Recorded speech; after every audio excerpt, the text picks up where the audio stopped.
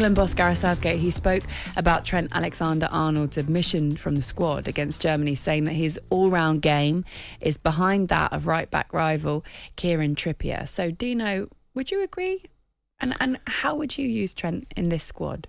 Well, I think Jurgen Klopp probably says to him, go out and play your game, right? And he says to Jordan Henderson, right after that conversation, Jordan, make sure you fill in for him. I want him and Salah saving their energy for going that way. So he drifts forward with freedom, playing for Liverpool. Bearing in mind, he's crossing the ball. He was crossing the ball to Mane, to Jota, to Firmino. His pass outside is to Salah. World-class players he's using. Liverpool's midfield were prepared to fill in for him. So when he goes forward, Henderson will slot out to the right and save his legs because he hurts teams with the ball. Gareth Southgate is probably thinking differently.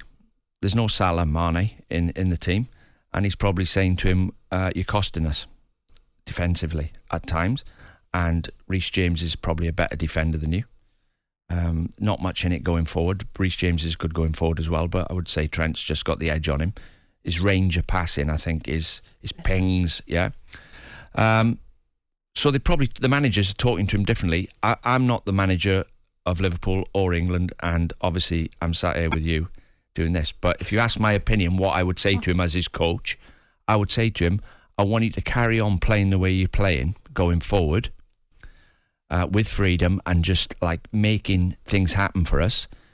But the opposition's manager will be saying that they have got a weakness at the back post in Trent.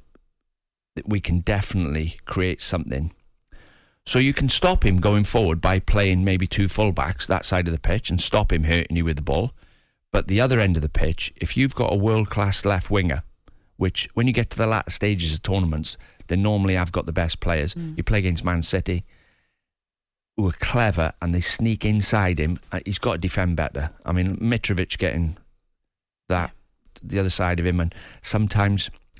So I would pull him and say, show him the video, look, you're not sprinting when you're getting back. You're not doing this well enough.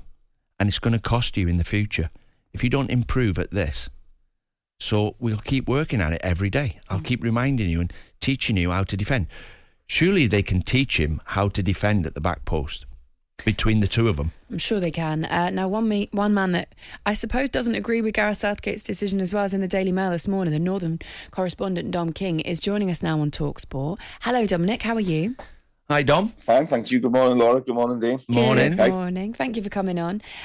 Okay, Dom, so just give us a summary of your feelings about, I suppose, Trent not being involved in the 23 at the weekend and some question marks over whether or not he'll go to the World Cup full stop. Yeah. Okay, so the whole reason the way that the story came out was because England had to submit the match day squad to UEFA, and UEFA published it on their media channels around 9 o'clock. I think if England would have had their way, or the FA, they would have not said anything until just before kickoff. The hour before kickoff when the teams released. That's why it became a huge issue on the day. I don't agree with the decision. I've got to put the caveat in that as much as I watch Trent, as much as I think he's been absolutely incredible for the last 4 years, he started the season hasn't been good at all. I've got not even his biggest fan would try and say that he's been in his best moments. What I find puzzling about everything with England at the minute for Trent is he's played since 2019. Since August 2019, he's played 90 minutes 4 times. One was against Kosovo, one was against Andorra, and there were a couple of other lesser teams, lesser nations. So not the sort of Germany, Spain's, Italy's, and anything like that. I would imagine Trent's feeling pretty low and sort of frustrated that he's never had the opportunity to show what he can do for England, to show that he can do for England what he's done for Liverpool. He's only won 17 caps since he made his debut. And I think England have played 58 times since that. And in that period, since he's made his debut, he's won every honour there is to win. So I just don't understand how he's not getting the opportunities when he's been in even better form than he is now. I can understand where Gareth Southgate's coming from at this moment in time when he says Kieran Trippier is probably in a better all-round moment. I wouldn't be that blinkered to say that the Trent is head and shoulders above everyone at the minute, because he isn't. But this whole situation of being left out of the 23 isn't helpful, because it's created. We're talking about it now. There was articles yesterday morning. There was discussions about it after the game, and if he is feeling low, then I just don't see how this is going to help. Dom, I mean, he will be raging. Players, knowing players as they are, turning up for a squad and not being involved, like, embarrassing, considering, he's such a high-profile player. He won't be happy just turning up and training. I just think it's maybe a bit more simple than we're all looking at. I think Gareth Southgate doesn't think he's a very good defender. Simple as that. Yeah, but I would argue that he wouldn't have played for Liverpool for as long as he's done in that position. No, I know. I agree. I've seen him defend. I've seen him do things defensively that just take your breath away. I seen him play against Ronaldo when he was 18 in the Champions League final in Kiev, and he never put a foot out of place against Cristiano Ronaldo.